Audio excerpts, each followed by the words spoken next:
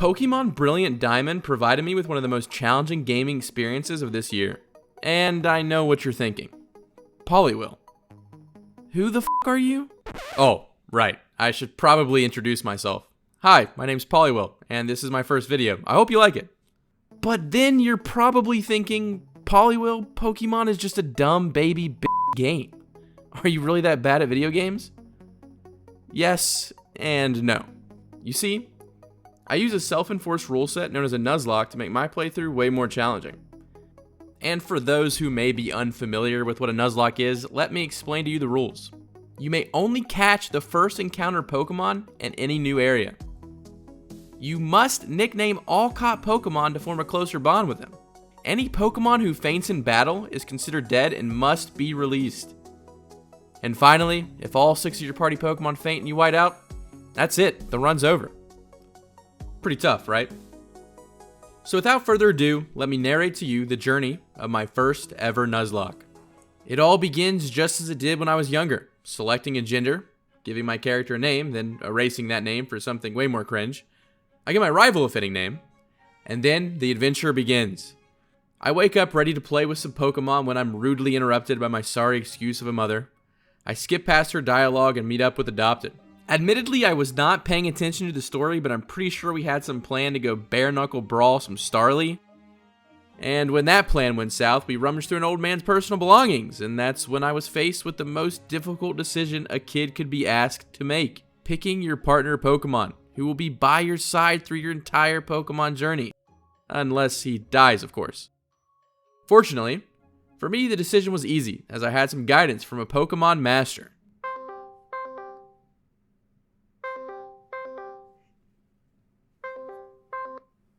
Hello? Hey, you know how I told you I was going to do a Nuzlocke in the new Pokemon games? Yeah. Yeah, I was just calling to see if you can give me some advice. Dude, it is 7 a.m. right now. What is wrong with you? I was just wanting some advice. Could you give me some advice for my Pokemon Nuzlocke? Why are you like this? Oh, he hung up. Yeah, I'm picking the turtle. With my starter Pokemon selected, I whooped up on that Starly and ran back home to tell my mother my bad deeds. She fails to discipline me for literally stealing Pokemon. I mean, I personally would recommend putting me in a Scared Straight program before I end up in a Team Rocket uniform, but whatever, moving on. I meet up with the professor in Sand Gym Town who tells me to keep the Pokemon anyway. I give him a cute nickname and I'm on my way. I buy some Pokeballs at the town's local mart and I'm ready to capture my first encounter. I ran into a Starly of my very own on Route 201 and caught it in a single Pokeball. At Lake Verity, I caught the second coming of Christ, also known as a Bidoof, and a Kricketot on Route 202. Jubilife City is where I ended up next, where literally nothing eventful happens other than creating a Poke-Cult, I think. Upon leaving Jubilife City, I encountered this little green bean thing on Route 204. I went further north into the Ravaged Path, but found myself unable to proceed. I was, however, able to catch a Zubat as some sort of consolation prize. It's kind of a shitty one, though. Going right of Jubilife into Route 203, I was minorly inconvenienced as I had to partake in the game's first rival battle. Adopted's only real threat was a level 9 Chimchar, but I used my full team of Pokemon to whittle down his health and finish him off with Turtwig. After the battle, I went into the tall grass and caught probably one of the cooler Gen 4 Pokemon in Shinx. A few trainer battles later and we had our first evolution of the run, and as underwhelming as it would seem, our new Kricketune would soon prove to be invaluable. We skirted on through Orberg Gate, catching this little juicer, and reaching the other side to Orberg City, where the first gym leader is located. Only there's just one catch, he isn't actually there. So we headed into the mines, found him, conversed a little, and sent him packing back to his own gym. It took a while before I would run into my next encounter, an Onix with only about a 10% spawn rate. But Kricketune flexed a little too hard and we forfeited the encounter. We entered the first gym and took on the gym trainers there, causing Edgelord to evolve into a Staravia. Which really was no help for this gym, but was a welcome upgrade to the team nonetheless. Then it was time to take on Rourke, the blue-collar, working-class, rock-type gym leader. I decided to lead with Kricketune since he seemed sufficient enough in taking out rock types already. Rourke leads with Geodude, who manages to set up rocks before going down to an Absorb. Kricketune was able to spam Absorbs, doing just enough damage to make the AI waste their healing items on Onix instead of his ace. Speaking of which, his final Pokemon, Cranidos, is meant to catch players off guard with a particularly high attack stat this early in the game. His damage output was frightening, nearly taking out my Kricketune. I was forced to make the decision to sack off my Zubat so that I could get a clean switch in for Turtwig, whose Razor Leaf was enough to take out the Cranidos. Even though it cost us our first death, I had my first gym badge and I was feeling good. However, we didn't have long to bask in our first victory as we had to get a move on back to Jubilife City. It's at this time the game introduces to you the staple evil corporation hellbent on world domination. This time in the form of Team Galactic. I team up with Dawn and her water thingy to take the two grunts down. After the Galactic curb stomping, we make our way to Floroma Town, with Shinx evolving into Luxio from battling trainers along the way. In Floroma Town, things weren't exactly popping off, so I headed east and caught a Shellos in front of Valley Windworks. Sure, he's not exactly a looker, but he was the only current water type we had, so we put him on the team. I saw a Galactic grunt standing out in front of the Valley Windworks building, which is the game's cue to tell the player you need to go here to progress the story. So we started our assault on Valley Windworks, or at least we tried to, but they knew my weakness: locked doors. So we did the only sensible thing in that situation and took out our anger on some nearby Galactic scum. Luckily for me, one of them just so happened to drop a key to the building and the assault was back on. We ran through a flurry of weak bug types and annoying fake out Glameow until we happened upon a unique character model with red hair. That means she's kind of important, who introduced herself as one of the 3 commanders of Team Galactic. Commander Mars. Yeah, they're named after planets. It's kind of cute. Commander Mars leads with her Zubat, which is easy enough to take down, but then she pulls out this tanky sumbitch who eats hits as well as it looks like it eats catnip. Luckily, we have Turtwig to come in and tank a few hits of our own. This fight was made more annoying by Perugly using Thief and stealing Young Tort's Quick Claw and using it against us multiple times. But we were able to take it out with a few Razor Leafs and send Commander Mars and her grunts packing. Now with Team Galactic out of the way, it was time to proceed north up Route 205. Our cute little turtle boy decided to turn awkward and kind of ugly after battling some trainers. Don't worry, we still love you. Just, less. Oh yeah, we also caught a Pikachu. Sort of. After that, we headed into Eterna Forest. It was here we had to team up with Cheryl and double battle our way out the other side. I was a little nervous about catching anything while in a double battle, as Cheryl could easily knock out our encounter. Luckily for us, she was feeling generous and allowed us to catch a Baneri. Once out of Eterna Forest, the path outside leads you straight to, you guessed it, Eterna City. It's here that this old man introduces you to one of the remake's biggest features, the Grand Underground. The Grand Underground is a collection of different biomes hidden under Sinnoh, teeming with new Pokemon. I really didn't want to miss out, so to incorporate this new feature in the Nuzlocke, we would take a trip down here after each successful gym badge and catch one unique encounter. Since we were already down here, and I do have my first gym badge, I figured I would go ahead and get a new Pokemon. The neat thing about the Grand Underground is that the different Pokemon all have overworld sprites, meaning I could strategically pick and choose Pokemon based off my team's weaknesses. Which is exactly what I intended to do, but this hostile Krogunk said otherwise. With this being a unique encounter, I was forced to catch it. Once we resurfaced, I was approached by a rather insignificant looking character who gives me the HM cut. I'm sure this is the last time we'll see her. It was now time to take on the Eterna City Gym Leader, Gardenia. Honestly, Gardenia was the easiest challenge we faced so far. If it wasn't already obvious by the fact that her gym is covered in trees, she's the grass-type gym leader. I knew my Staravia could easily sweep her team, and that's exactly what she did. One by one, we toppled her grass Pokemon with wing attacks until she had no more to send out. And just like that, we received the second gym badge. We were rolling and could not be stopped. A second gym badge meant a second Grand Underground encounter, and I was a little more careful in picking our next Pokemon. And there he was in all his glory, the Hellspawn himself, Houndoom. A few close calls later, and one of Sinnoh's few fire types was finally ours. Our work in Eterna City wasn't done just yet. We needed to visit the bicycle shop to buy a bike. But of course, in the Pokemon universe, things are never that simple. Instead, we were sent to rampage through the Team Galactic building, taking on an army of Team Galactic grunts and researchers. Okay, so it was like 5 or so battles, but I mean, come on, I just wanted a bike. On the top floor, we were introduced to the second Team Galactic commander, Jupiter, who was harassing none other than the bike shop owner. Commander Jupiter, like Commander Mars before her, led with a Zubat who went down fairly easily. Her Skuntank was next up to battle, but was made into a skunk kebab by our slightly over-leveled Houndoom. After defending the bike shop owner, he gave us a fancy new bike and we went off east to Route 211. A few seconds of searching the tall grass and we ran into a Chingling. I honestly forgot this Pokemon even existed, so I doubt it makes a team, but you never know. Continuing east, I made my way to Mount Coronet and caught him a Chop as well. Realizing I was headed in the wrong direction, I backtracked my way to Eterna City and went south to Cycling Road. In a small patch of grass off to the side, I found a replacement fire type, just in case anything unfortunate were to happen to our Houndoom. Hey, that could be foreshadowing, that could not be. You're just gonna have to wait and see. Continuing down the path to Route 207, I made my way to a different part of Mount Coronet. Nothing too eventful happens in here, but we do run into a very sickly looking man rambling on about how people are destroying the world. Look, I'm not disagreeing with him. I'm just saying he looks like he needs some milk.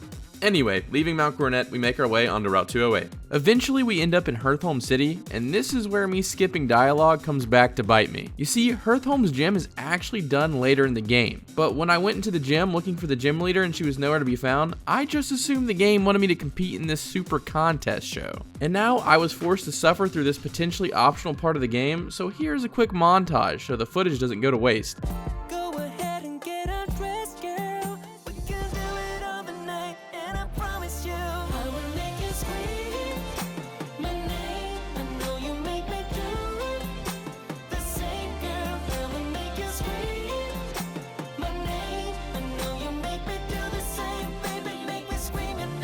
Other than whatever the f that was, we also spent our time in Hearthholme City praising the god of Pokemon.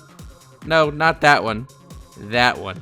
We also battled our rival for the second time, which here's a quick recap. Big Bird beats Little Bird, Grassy Turtle beats Water Weasel, Water Slug Thing puts out Monkey's Fire, and Maestro Cricket Struggle Bug's Preppy Plant. On to Route 209, where I caught a Mime Jr. And since the next gym would be Fighting type, which Psychic is super effective against, I kicked out our Cricketune and added the little guy to the team. I was also able to catch a Ghastly, a Chansey, and even Alphabet Soup. All of this pales in comparison to catching a Kadabra on Route 215. This was huge, as he's an easy upgrade to Mime Jr. I'm talking bigger, faster, stronger, and would be absolutely essential for the next gym, and he's dead. You know, that's about right. After some serious grinding, our Luxio evolved into Luxray, and Shellos evolved into Gastrodon. Now, with 2 fully evolved Pokemon, I figured it was the right time to take on Sinnoh's 3rd gym leader, Maylene. My strategy for the Maylene fight was simple. Send out Staravia and use super effective flying moves to easily sweep her team. And that worked well enough on her Meta-type.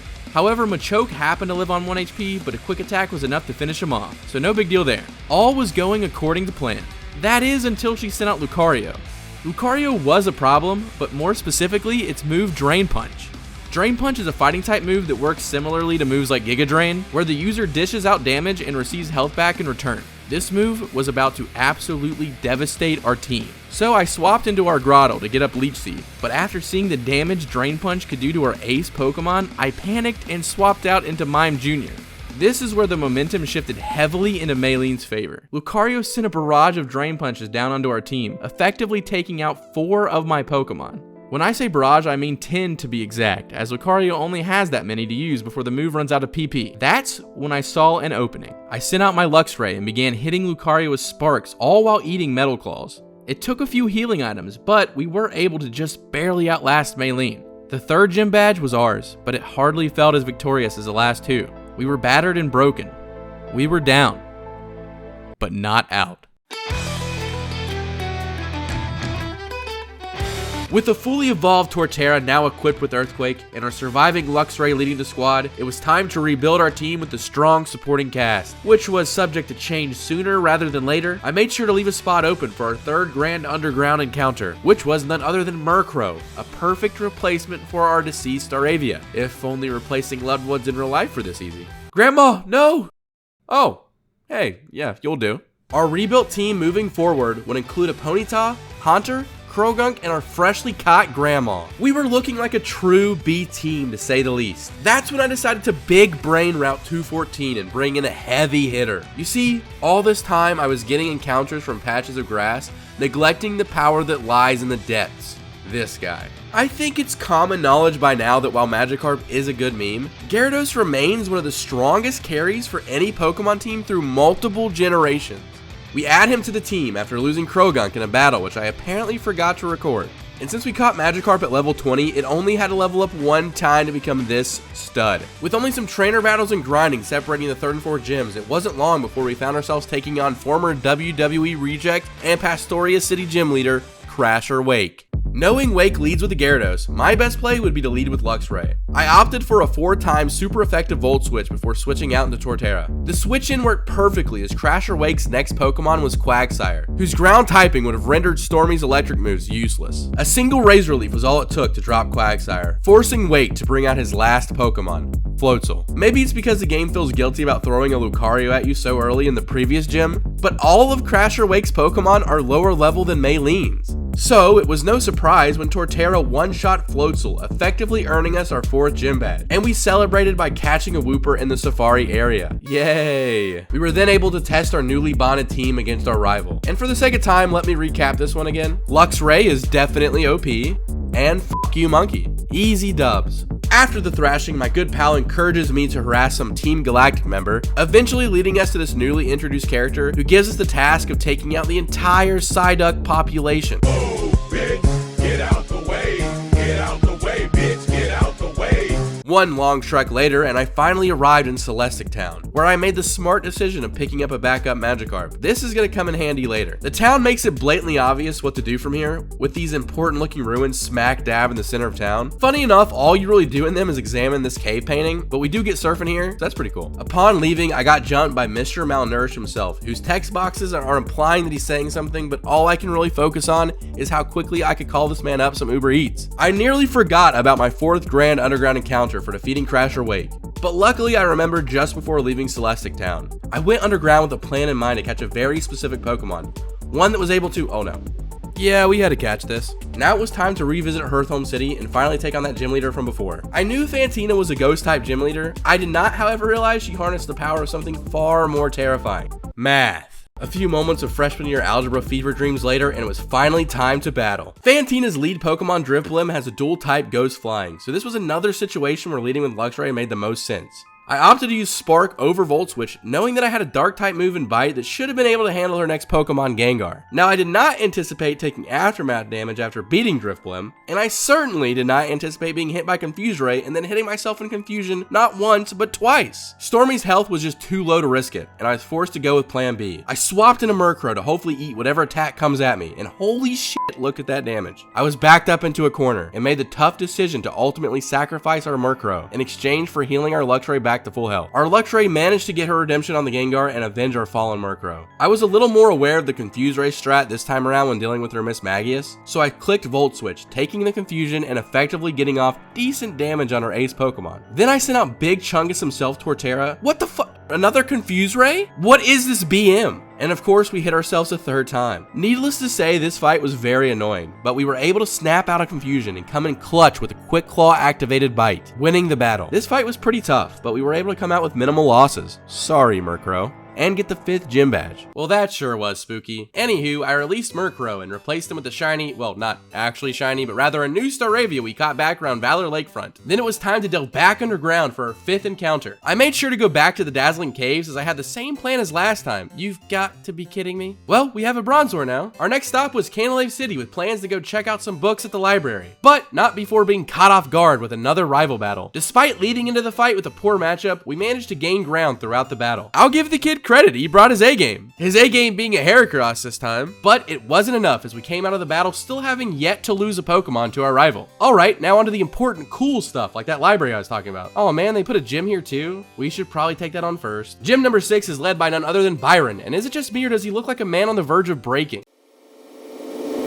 Anyway, Byron is a Steel-type gym leader, and I was a bit worried about this fight. While there was no Lucario here to sweep our team, all of Byron's Pokemon are ultra defensive, starting with his lead-in Pokemon, Bronzor. I put my faith in our Fire Horse thinking one Flame Wheel could knock it out, but I underestimated Bronzor, who survives and sets up a Trick Room. Since Bronzor is slower, he had move priority, which granted him the ability to get up a free Sandstorm before dying to a second Flame Wheel. Next up is the intimidating Steel Snake thing, Steelix. You know, I really can't wrap my head around what this Pokemon is supposed to be. Anyway, I had a massive misplay here, leaving Rapidash in. Steelix was able to move first due to Trick Room, and all it took was an Earthquake to turn our horse into glue. Was that too far? I sent out Torterra, who could eat Earthquakes with ease while being able to dish them out for super effective damage. It only took 2 hits to take out Steelix, and next came Byron's tanky ace, Bastiodon. Bastiodon? How the fuck do you say that? I was surprised when Torterra moved first this turn, getting off an Earthquake that would have knocked out Bastiodon in a single hit, if not for sturdy. This didn't matter much as Byron used Iron Defense, and the next Earthquake defeated Byron and his final Pokemon. 6 gym badges badges down and it was time to go digging for our next underground encounter. I would go after the super secret Pokemon I had planned to catch on the previous 2 attempts. However, after losing Rapidash, we needed another replacement fire type. It was time to bring back a familiar face, Houndoom. Although in our attempt, we were met with tragedy. Houndoom landed a critical hit payback, taking out Carl the Gyarados. We eventually caught the murder hound and branded him with a nickname to remind him of his sins. Now it's time to resurface and head to the library. On the 3rd floor, we were met with the sight of our rival, who dragged us to a table where the professor and Don sat. I was just about to make an excited pitch that we start a Poke Book Club, but Rowan wouldn't stop blabbering. Suddenly, an earthquake started, giving us an opportunity to sneak out. Wanting to find a nice quiet spot to read my new book, I headed to Lake Valor, and what the fuck?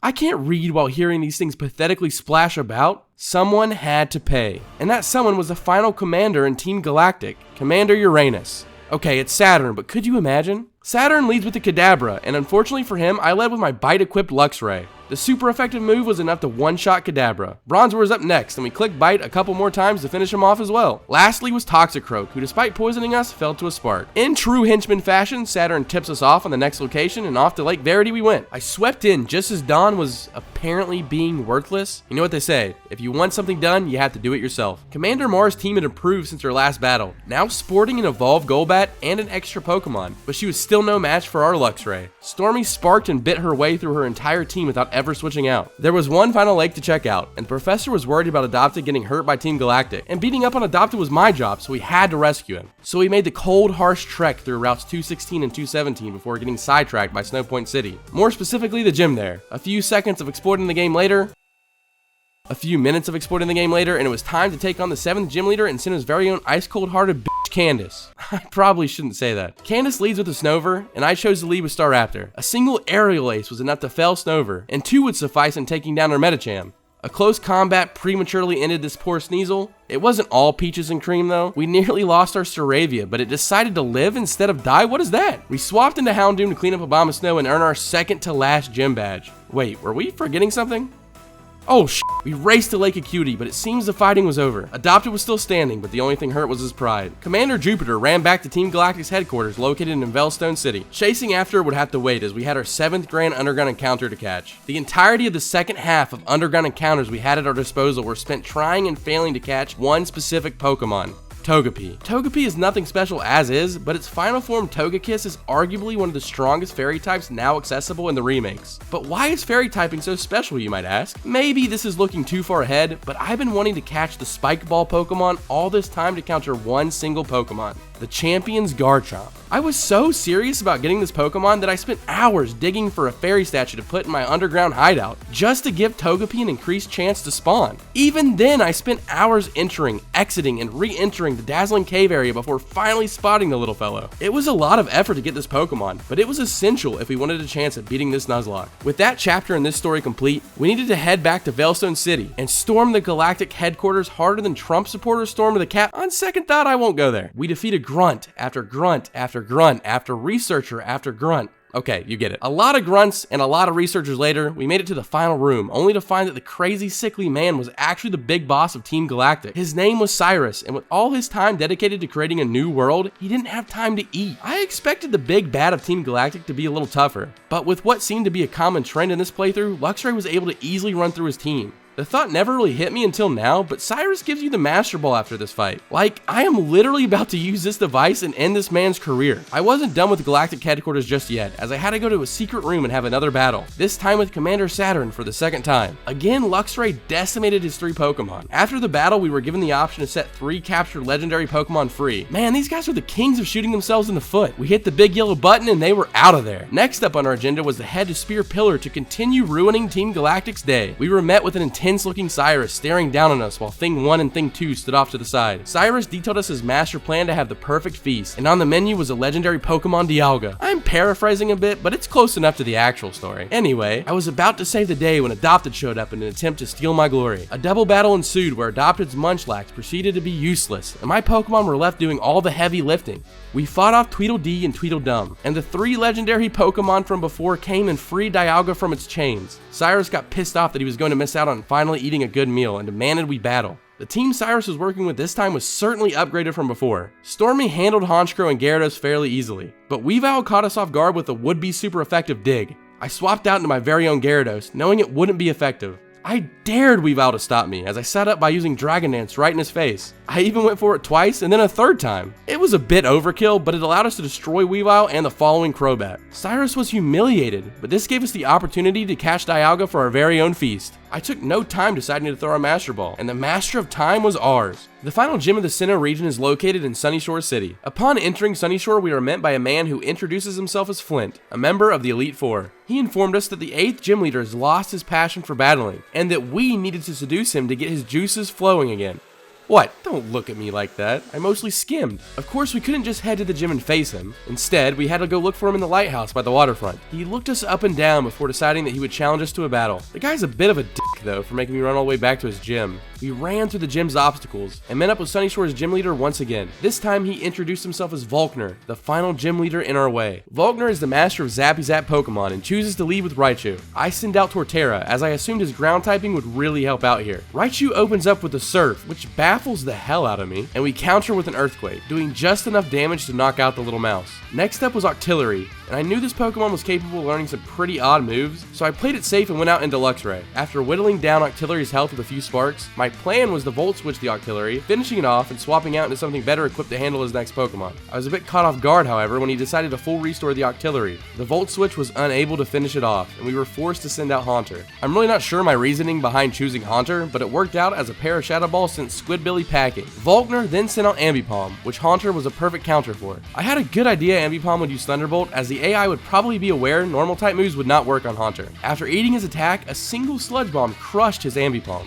Volkner's final Pokemon is one we are all too familiar with, Luxray. I originally sent out Houndoom, but Volkner's ace was too strong. I decided to fight fire, well, that really won't work here. I decided to fight Electric with Electric. Stormy proved to be the stronger Lux, defeating Volkner's last Pokemon. And there it was, the final gym badge, the true mark of any accomplished trainer. But our journey was far from over. A short swim would see us to the beginning of Victory Road. Inside these caverns would provide me with an experience I'd always dreamt of while playing Pokemon. I encountered my first ever shiny Pokemon. And despite this particular shiny looking like actual feces, this was one of my favorite moments from the run. But the Victory Road wasn't all hype. Unfortunately, it was getting late, and I made a massive misplay that cost me my second Gyarados. Moments before we faced the Elite Four, I was scrambling for a last-second replacement, eventually settling on a Wooper, which through grinding I evolved into a Quagsire. We were as ready as we were gonna be, and just as I approached the doors that would lead to a near unbeatable challenge, the very challenge that this entire experience was leading up to,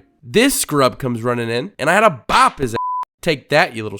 With that out of the way, I went through the doors, and up an elevator, and through another set of doors, and was met with the first Elite Four member, Aaron. Aaron specializes in Bug-type Pokemon, which is a typing known to be notoriously weak in the Pokemon games. But to my surprise, I had to use a variety of my team against him. Eventually, he was out of Pokemon, and I proceeded into the next room. Next up was Big Bertha, the Ground-type Elite Four member. We had an earth-shattering battle, no pun intended, but she cracked like the plates beneath her. Flint was next on the hit list, and this man is a human personification of big dick energy. He turned the heat up on me, but I managed to put out his flames with my full team intact.